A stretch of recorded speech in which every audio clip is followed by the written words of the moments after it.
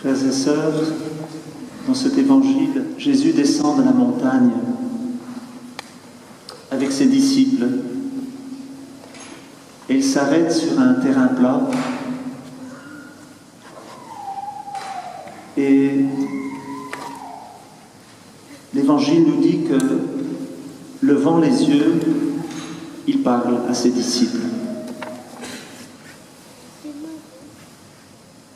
C'est comme si je regardais là-haut et je vous parlais d'en bas. Jésus descend de la montagne et puis il lève les yeux et il parle à ses disciples. Ça veut dire qu'il se fait plus petit, plus bas et il les parle. C'est impressionnant ce geste, sachant que Jésus c'est Dieu qui s'est fait chair, c'est Dieu qui est descendu du ciel, qui a pris chair en Marie et qui est venu nous parler dans notre langage humain, à travers un corps humain. C'est lui qui a voulu laver les pieds de ses disciples et donc il s'est revêtu d'humilité pour enseigner le chemin de l'amour, le chemin du service. Regardons bien Jésus aujourd'hui, pendant cette célébration, suivons-le. Lui qui se fait tout petit, va se faire tout petit dans l'hostie et qui vient mendier notre amour. Parce que si lui, il s'est fait tout petit, c'est pour être notre serviteur et pour être accueilli avec amour. Il n'y a pas longtemps, on fêtait la fête de Noël, et on a vu que Dieu s'est fait tout petit enfant. En général, c'est pas trop compliqué d'aimer un petit enfant. Donc Dieu, qui est Dieu, pour être aimé, pour mendier notre amour, il s'est fait tout petit. Et il s'est fait notre serviteur. Et aujourd'hui, Jésus nous donne des béatitudes. C'est l'évangile de Luc qui nous donne ces béatitudes. Bienheureux êtes-vous si vous êtes pauvres, si vous avez faim, si vous pleurez, si on vous insulte. C'est assez choquant ce que Jésus dit. C'est assez choquant et dans un regard extérieur, on ne comprend pas. On ne peut pas comprendre combien on peut dire « tu es pauvre, heureux es-tu » ou « tu pleures, bien heureux ». Dans un regard extérieur, on ne comprend pas. Mais si on regarde Jésus, on peut commencer par comprendre ce qu'il veut dire. Parce que Jésus, il s'est fait le premier pauvre. Je ne sais pas si vous savez, on en parlait ce matin avec ceux qui suivent la retraite sur l'évangile de Jean, la dernière parole que Jésus dit dans son évangile, c'est « j'ai soif ». Il termine sa vie comme ça. J'ai soif. Donc il s'est vraiment pauvre et on l'avait rencontré Jésus déjà avec la Samaritaine, où il avait dit « donne-moi à boire ». Il fait chaud, j'ai besoin de toi pour que tu me donnes à boire. Jésus, qui est notre Dieu, il a voulu se faire mendiant. Et puis, il a pleuré. Il a pleuré sur la mort de Lazare. Il a encore pleuré sur Jérusalem, en regardant Jérusalem. Combien de fois j'ai voulu rassembler tes enfants et tu n'as pas voulu. Jésus, il a eu faim, il a eu soif, il s'est revêtu d'une condition pauvre et puis il a été persécuté, il a été insulté, il a été giflé. Mystérieux, notre Dieu, qu'il ait bien voulu vivre tout cela. Et cela, il a fait pour moi, pour chacun de vous, pour chacun de nous, il a voulu faire ça. Il a voulu montrer son amour. Et c'est cet amour que nous pouvons goûter encore pendant cette Eucharistie. Il prend la peine de nous parler. Il prend la peine de se donner dans son corps et dans son sang. Il vient nous servir. Heureux sommes-nous. Ceux qui étudient un peu l'histoire des saints savent combien ce que Jésus a vécu comme pauvre, eh bien beaucoup de saints ont vécu une profonde pauvreté. On connaît la pauvreté d'un saint François, d'un saint Dominique, de tous ces ordres mendiants. Ils ont choisi de suivre le Christ dans la pauvreté.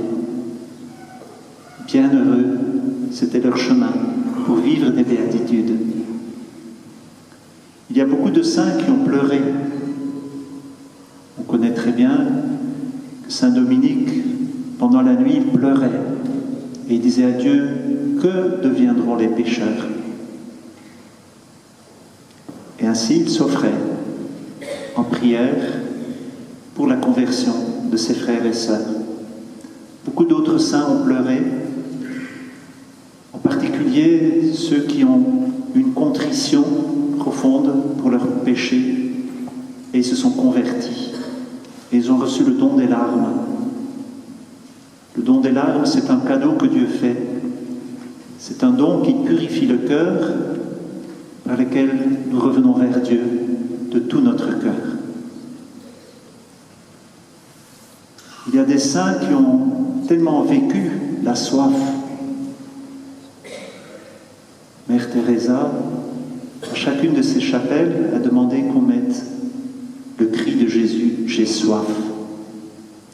Elle était pétrie, elle était habitée par la soif du Christ.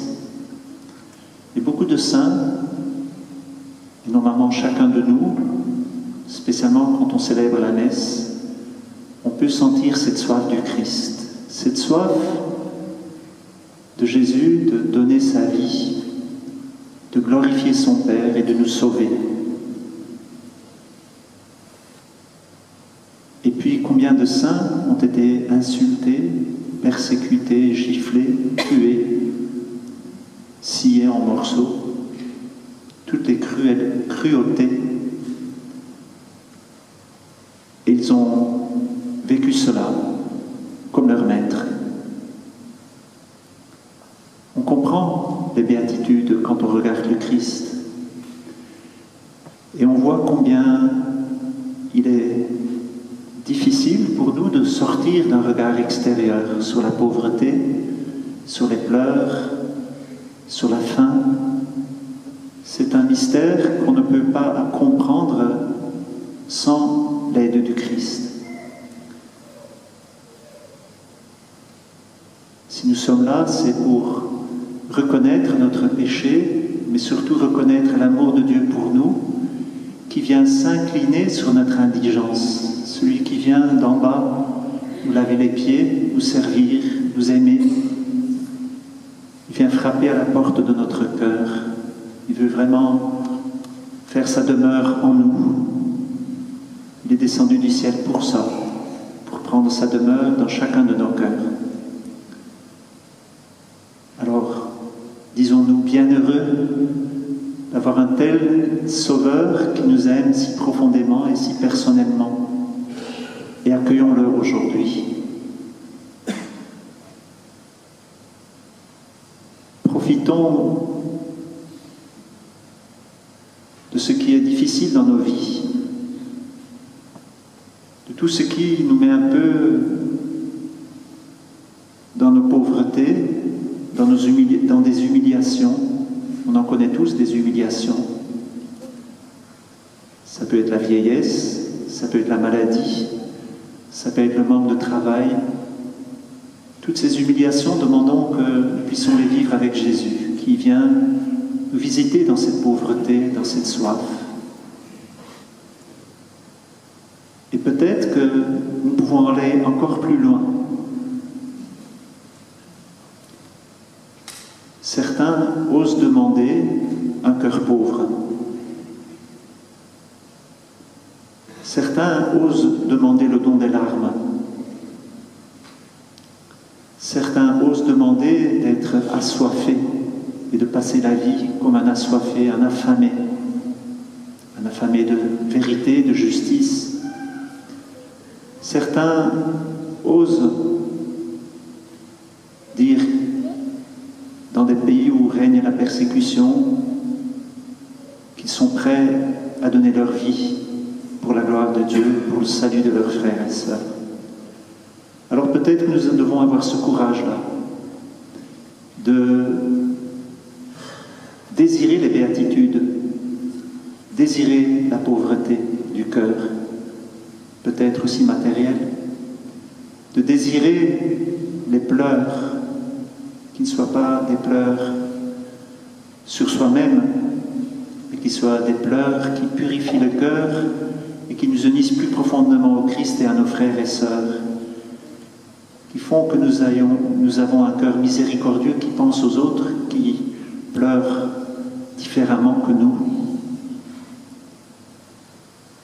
Alors demandons à la Vierge Marie, qui elle a vécu si profondément des béatitudes, Vierge Marie qui elle aussi a un cœur pauvre, un cœur qui a pleuré, un cœur qui a eu soif. Elle aussi, elle a été pénétrée par un glaive qui a percé son cœur. Alors frères et sœurs, soyons dans la joie pour la béatitude à laquelle le Seigneur nous appelle et ouvrons notre cœur à Jésus qui vient maintenant s'abaisser. Il rentre dans notre propre indigence pour nous relever, pour nous donner part à sa vie, sa résurrection. Demandons avec beaucoup de force, plus de sagesse, plus d'intelligence, plus de perspicacité peut-être, et plus de prudence dans nos actes, dans nos pensées, pour que le Seigneur nous relève de notre indigence, prenne pitié de nous, de son Église, qui a le désir de l'aimer, de le servir. Et le chemin des béatitudes, c'est le chemin de l'amour. Acceptons Jésus qui nous dit « Aimez-vous les uns les autres, comme je vous ai aimé. »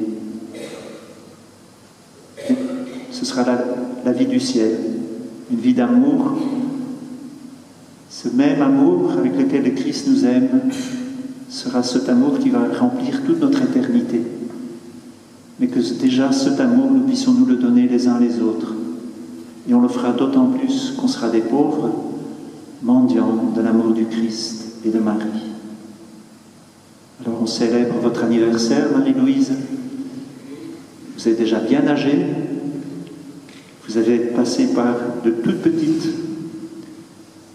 portes déjà. On a cru vous perdre il y a 2-3 ans. Et le Seigneur permet que vous soyez toujours là. Et ce qui est sûr, c'est qu'il nous a mis à genoux pour vous. Parce qu'on a beaucoup supplié pour vous. Et vous avez beaucoup supplié aussi pour nous. Et vous continuez à supplier pour nous, pour ce sanctuaire.